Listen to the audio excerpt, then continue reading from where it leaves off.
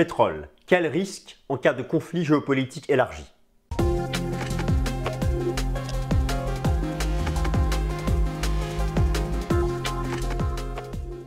Alors chers amis, bienvenue, je suis ravi de vous retrouver pour la nouvelle édition du Fast & Forex. Nous sommes le mercredi 11 octobre 2023 et j'ai envie de traiter avec vous ce sujet du pétrole avec une volatilité relancée, naturellement, la résurgence du conflit au Proche-Orient, alors que le prix du pétrole, je vous en ai récemment parlé, a connu une période estivale particulièrement haussière, une hausse de 30%, mais qu'il avait rejeté la semaine dernière sous la résistance technique majeure des 93,50 $, résistance que nous avons identifiée ensemble ici, vous et moi, par ce travail commun chartiste réalisé chaque semaine, renvoyant le pétrole dans les cordes.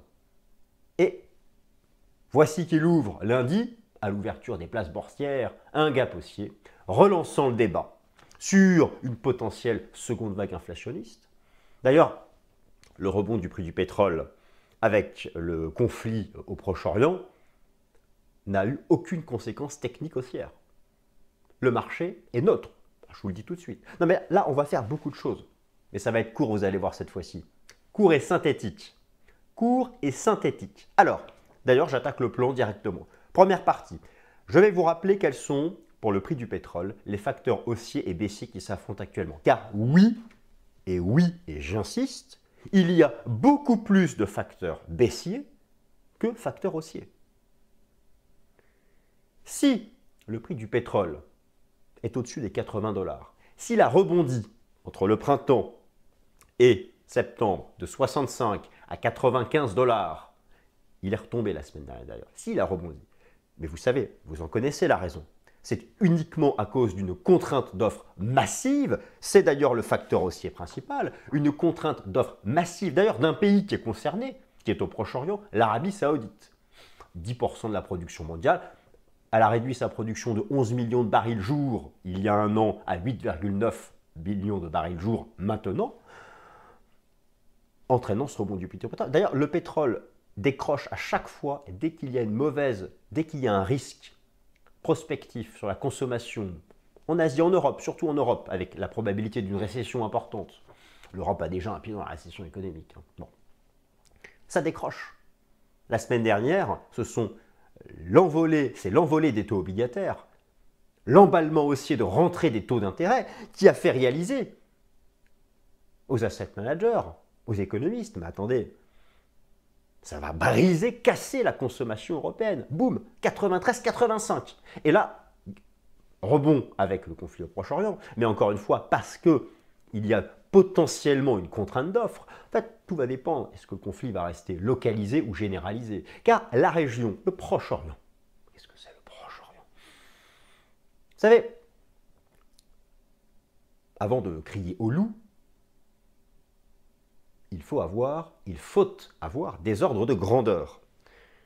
Grosso merdo, la production de pétrole dans le monde, c'est 101 millions de barils jour. C'est facile. Les États-Unis, premier producteur mondial de pétrole, 20 millions de barils jour. Très bien. Le Proche-Orient dans son ensemble, l'ensemble des pays qui sont concernés, l'Iran, l'Irak, l'Arabie Saoudite, les Émirats Arabes Unis, le Koweït, c'est 21 millions de barils jour. C'est l'équivalent. Ce n'est qu'une partie de l'OPEP, attention. L'OPEP, c'est plus vaste. Là, je parle uniquement de la région.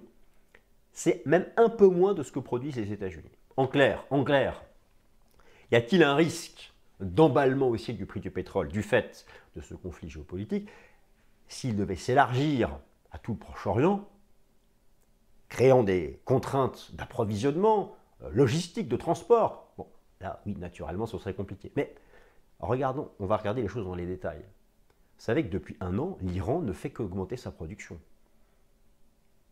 À l'opposé de l'Arabie Saoudite, parce que l'Iran, elle veut vendre. En fait, actuellement, dans ces pays du Proche-Orient, il n'y a que l'Arabie Saoudite qui a baissé sa production pour faire remonter le prix du pétrole. Ces pays n'ont aucun intérêt à ne plus vendre de pétrole, strictement aucun. Donc, y a-t-il quel risque en cas de conflit élargi? Oui, bien sûr, ce risque existe. Mais je vais vous montrer avec un certain nombre de chiffres et à travers les données récentes de production et la stratégie politique de ces pays qu'en fait, ils vont tout faire pour que le conflit reste localisé. Car si l'Arabie Saoudite a baissé sa production de 11 à 8,9 millions de barils, c'est pour faire remonter le prix du pétrole, à un moment ou à un autre, c'est aussi pour l'écouler au prix plus élevé. Donc on va faire ça. Ensuite, donc je vous donnerai quelques chiffres sur quel est le risque exact de contrainte d'offre si la région devait s'embraser, ce que nous ne devons pas souhaiter naturellement. On reviendra un peu dans le passé, un peu d'histoire, car il y a quand même beaucoup d'exemples de conflits, mais on va rester dans la région. Que s'était-il passé à l'époque de la guerre du Golfe, sur le prix du pétrole? Là, oui, alors pour le coup, il y avait un risque énorme d'approvisionnement. D'ailleurs, à l'époque, le prix du pétrole est passé de 20 à 40 $, il est retombé direct, très rapidement à la case départ. Donc c'est pour vous montrer que pour une envolée du prix du pétrole, non seulement il faut un conflit généralisé, mais en plus ça retombe très vite, dès que le transport reprend. Et on se fait un gros point technique sur le prix du pétrole et sur le gaz naturel. C'est parti. Quel risque en cas de conflit géopolitique élargi? On attaque, mes amis, le rideau s'ouvre tranquillement. Le plan, je viens de vous le donner, mais je vais le faire apparaître à nouveau. Et puis voilà, donc la première partie, prix du pétrole, les facteurs haussiers et baissiers qui s'affrontent actuellement. Car oui, effectivement, c'est quelque chose que je vous ai déjà rappelé un certain nombre de fois. S'il n'y avait pas eu la réduction de production de l'OPEP+, le baril serait à 50 $, car la pression est énorme sur la demande. La formation du prix, c'est l'offre et la demande. Prenez le temps de lire ce tableau et je vais ensuite l'illustrer. Vous avez donc à gauche les facteurs haussiers qui agissent sur le prix du pétrole et à droite les facteurs baissiers. Alors, le prix du pétrole a rebondi de plus de 30% au troisième trimestre, passant de 65 $ à 90 $ le baril, sur fond d'une contrainte d'offre, de l'OPEP+. Mais la première semaine du mois d'octobre a vu un rejet baissier du prix du baril sous la résistance technique majeure des 93,50. Donc voilà, hein, je vous parle de ce rejet-là, le rejet qui a eu lieu la semaine dernière. Depuis ce niveau technique dont nous avons beaucoup parlé, il y a eu donc un rejet. Et là, vous avez donc effectivement, avec le conflit au Proche-Orient, là, l'ouverture d'un gap haussier, mais un gap haussier qui se fait en parfaite zone de neutralité. Mais bon, n'allons pas trop vite, la partie technique est à la fin. Alors, la relance du conflit armé au Proche-Orient a généré un gap haussier sur les pétroles en bourse, c'est-à-dire ICE, Brent et le NYMEX WTI. Le tableau qui se trouve sur votre droite vous propose une synthèse non exhaustive des facteurs haussiers et baissiers qui agissent actuellement sur la formation du prix du pétrole. Alors quel est le risque de hausse du prix du pétrole après les attaques du Hamas contre Israël? Rappelons que cette région a déjà été la source du rebond estival du prix du pétrole avec la réduction drastique de la production de pétrole de l'Arabie Saoudite.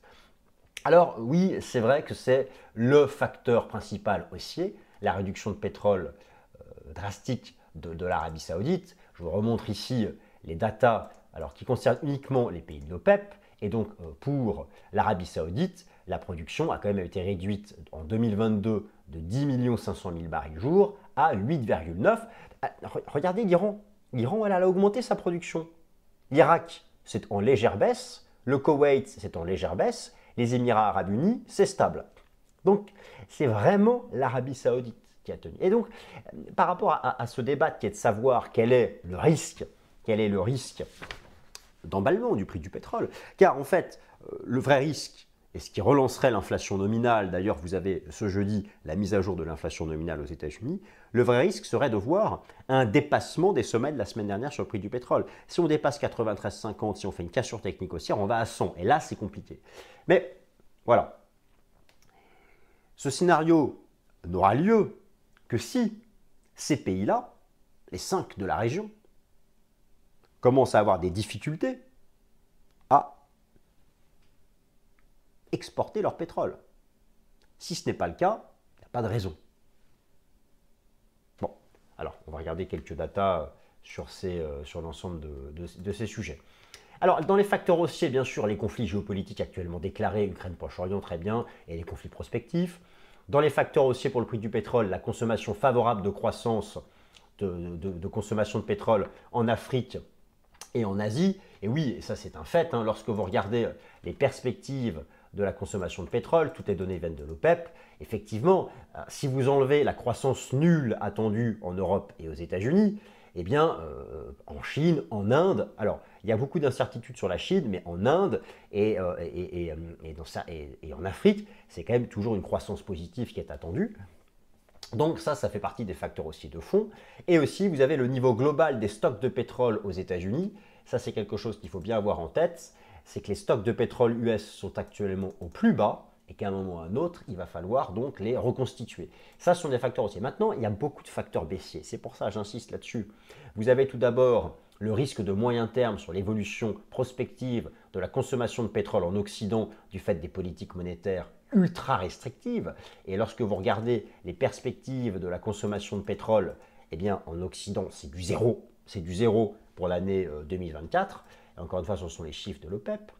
Vous avez dans les facteurs baissiers l'augmentation substantielle de la production de pétrole en Amérique du Nord, qui est sur un record historique, ainsi que la perspective de forte hausse en provenance d'Amérique latine, en particulier du Venezuela. Et lorsque vous regardez les chiffres de la production de pétrole prospective, eh bien, je vous rappelle que les États-Unis, la production mondiale de pétrole, rappelez-vous, c'est 100 millions de barils jour. Les États-Unis sont à 20 millions de barils jour. C'est le double de la Russie, c'est le double de l'Arabie Saoudite. Il n'y a pas de sujet. Eh bien, la production US est encore attendue en hausse de 3% en 2024. Et le Venezuela, c'est là où il y a le plus de réserves prouvées. Le Venezuela ne produit pas énormément, mais il y a un potentiel de fou. Et là, c'est pareil. De grosses perspectives d'augmentation de l'offre. Donc, au final, vous savez, si l'OPEP, si l'Arabie Saoudite a à ce point abaissé sa production pour soutenir le prix du pétrole, c'est parce qu'elle sait qu'en face, les perspectives de la demande sont atones en Occident à cause des nouveaux coûts de financement, et qu'aux États-Unis et qu'en Amérique latine, on ouvre le robinet.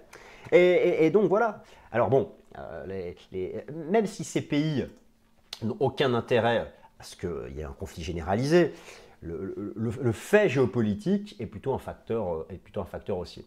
Alors le risque de récession, le risque spéculatif des investisseurs institutionnels qui parfois se mettent à shorter, l'incertitude structurelle sur la reprise économique chinoise post-zéro Covid. Oui, c'est vrai que du côté de la Chine, lorsqu'on regarde, eh bien, là vous avez eu la réouverture post-zéro Covid avec une poussée haussière des indices PMI chinois et ça a eu tendance à bien retomber. Donc voilà, ça c'est plutôt quelque chose qui agit à la baisse dès qu'on a de l'actualité négative autour par exemple du secteur immobilier chinois. Alors maintenant, venons-en un peu au sujet. Conflit au Proche-Orient, quel est le risque en termes de contraintes d'offres? Alors déjà, de quoi parlons-nous? C'est important de savoir, je vous ai remis ici quels sont les pays du Proche et du Moyen-Orient. Et puis je vous propose en bas un tableau qui vous rappelle des ordres de grandeur. La production de pétrole dans le monde, c'est 101 millions de barils jour. Les États-Unis sont le premier producteur mondial avec 28 millions de barils jour. Et là, vous avez donc l'Iran, l'Irak, le Koweït, l'Arabie Saoudite et les Émirats Arabes Unis. Voilà concrètement les pays qui sont en risque si le conflit devait aller au-delà de cette simple zone. Au total, ce qui est en risque en termes de contraintes d'offres, c'est donc l'addition de ces 4 pays, de ces 5 pays, 21,7 millions de barils jour. C'est à peu près la production américaine, c'est 21% de la production mondiale. Je vous ai remis ici 100,7 millions de barils jour, c'est la production mondiale. Le conflit au Proche-Orient peut donc agir directement sur la formation du prix du pétrole via le risque qu'il fait peser sur l'offre de pétrole. Rappelons que la production mondiale de pétrole est de 101 millions de barils jour, dont 20,48 pour les seuls États-Unis, premier producteur mondial d'or noir. La région est déjà source de hausse pour le prix du baril via la baisse de production de l'Arabie Saoudite de 11 millions de barils jour à 8,9 sur les 12 derniers mois. Le risque serait un élargissement du conflit armé à toute la région, qui représente 21,5% de la production mondiale de pétrole, avec l'Iran, l'Irak, le Koweït, l'Arabie Saoudite, les Émirats Arabes Unis. Si le conflit devait rester localisé, alors le risque resterait sous contrôle. C'est toujours un risque prospectif. Là, le gap haussier qui a ouvert le pétrole, ce lundi, sur le NYMEX par exemple, c'est du risque prospectif. C'est du risque prospectif. Vous allez voir, sur le plan technique, la situation, elle s'est parfaitement neutralisée. Risque géopolitique et baril de pétrole. Alors, il y a effectivement, on a un historique de cours, un historique d'actualité. On met ici tous les conflits qui ont eu lieu depuis la Seconde Guerre mondiale. Mais on va rester dans la région, la guerre du Golfe qui a eu lieu entre 90 et 91. Alors là, oui, effectivement, toute la zone s'est retrouvée bloquée. Arabie Saoudite, Koweït, il y a eu une vraie contrainte significative sur l'approvisionnement en pétrole depuis cette région qui à l'époque en plus avait beaucoup plus de poids. Il y a eu une opération militaire, les États-Unis, leurs alliés, voilà, il y a eu vraiment un embrasement de la région. Et alors qu'est-ce qui s'est passé à ce moment-là? Il y a eu un embrasement de la région, et bien regardez, voilà ce qui s'est passé. Vous avez eu une poussée haussière initiale du prix du pétrole. Regardez, il est retombé à la case départ d'un coup. D'un coup sec. Donc, vous imaginez, à l'époque, on était passé de 20 à 40 $. La région s'est retrouvée complètement contrainte, avec un affrontement entre des centaines de milliers d'hommes. L'armée irakienne, l'armée américaine et ses 500 000 hommes, plus tous les alliés. Le transport, l'approvisionnement de pétrole s'est trouvé bloqué quelques semaines. Le prix du pétrole a doublé. Et puis, dès la reprise des approvisionnements, retour à la case départ. Donc, ce que je veux dire par là, c'est qu'actuellement, nous ne sommes pas dans ce cas de figure. En plus, c'est localisé. Et en plus, aucun des grands pays exportateurs de pétrole, là, n'est concerné en direct.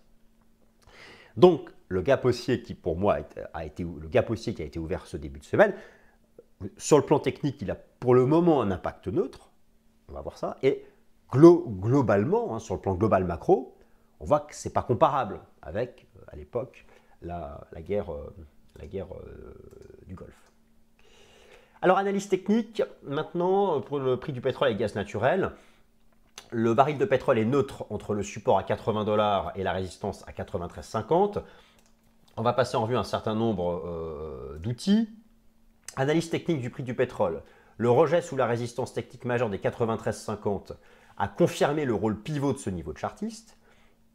La méthodologie prix momentum Ishimoku suggère que la tendance de moyen terme s'est neutralisée entre le prix des 80 $ et le prix des 93,50. Alors à court terme, c'est le gap haussier du 9 octobre qui est en question. Moi, ce que je voulais vous rappeler, c'est que la tendance, elle s'est neutralisée. Il y a eu la poussée haussière de l'été entre le support majeur des 65 $, qui, je vous le rappelle, était le niveau avant le choc boursier de la crise sanitaire, donc tout se tient, février 2020, mars 2020. On a rebondi dessus, on est sorti par le haut d'un range, et on est revenu chercher la ligne de coup de ce qui fut à l'époque le double top du déclenchement de la guerre en Ukraine. Et on a échoué en dessous. On reste sous la trendline, et en même temps, vous avez ici les 80 $. Je vous rappelle que les 80 $ sont le prix que tous les pays de l'OPEP, dans un consensus, définissent comme minimum acceptable. Voilà. C'est lorsqu'on bascule sous 80 $ que l'OPEP met en place des contraintes d'offres. Mais ils ne demandent pas 150 $ ni 120. Parce qu'ils savent qu'à un moment ou à un autre, à ce prix-là, la consommation occidentale peut être freinée. Donc tout ça est calculé. Ils demandent 80. Donc au final, vous voyez, il y a quand même un risque d'emballement, sauf si vraiment ça part en vrille dans la zone. Ah, d'accord, mais personne n'y a intérêt. C'est ça que je voulais rappeler. Donc au final, on est sous 93,50, la ligne de coup, on est au-dessus de 80. Moi, je pense qu'il y a une bonne probabilité qu'on se maintienne dans cet intervalle. D'ailleurs, en Ishimoku, c'est intéressant de noter que c'est en plein milieu du nuage de l'Ishimoku en hebdo. Alors, le gap qui a été ouvert ici a encore son influence. Tant qu'on est au-dessus, c'est un biais bullish. On va peut-être retaper par ici. Donc voilà, mais overall, pour moi, c'est neutre entre 80 et 93,50 à moyen terme. Et à court terme, tant qu'on est au-dessus du gap 84,67, il y a un biais bullish. Si par contre, on devait aller dans le gap et qu'on le ferme, on retombera à 80. On retombera à 80. Le gaz naturel, alors pour le gaz naturel, c'est la zone support majeure des 2 $ qui a mis un terme à la tendance baissière en place depuis l'été 2022, ce qui est confirmé par un Golden Cross technique. Il y a une tendance haussière à court terme au-dessus du premier support à 3 $. Je vous montre ici le gaz naturel, où effectivement, il y a cette grosse zone support historique pluriannuelle, vieille de 15 ans, qui a mis un terme à cette tendance baissière post-déclenchement de la guerre en Ukraine. On a eu un rounding bottom et donc on est en reprise. La ligne de coup du rounding bottom est à 3 $. Donc il y a même un golden cross technique en cours. Au-dessus des 3 $, il y a un biais bullish, mais il y a tout de suite une grosse résistance ici. Donc voilà, moi je pense qu'on va latéraliser ici. Comme le pétrole va latéraliser entre 80 et 93,50, je vois bien une latéralisation entre 3 $ et 4 $ ici sur le gaz naturel. Alors, il y a aussi quelque chose que j'ai noté. Vous avez ici le spread entre le Brent et le WTI qui s'est réduit à 2 $. Donc voilà, hein, le WTI est à 86, le Brent est à 88. Donc il y a bien un spread de 2 $.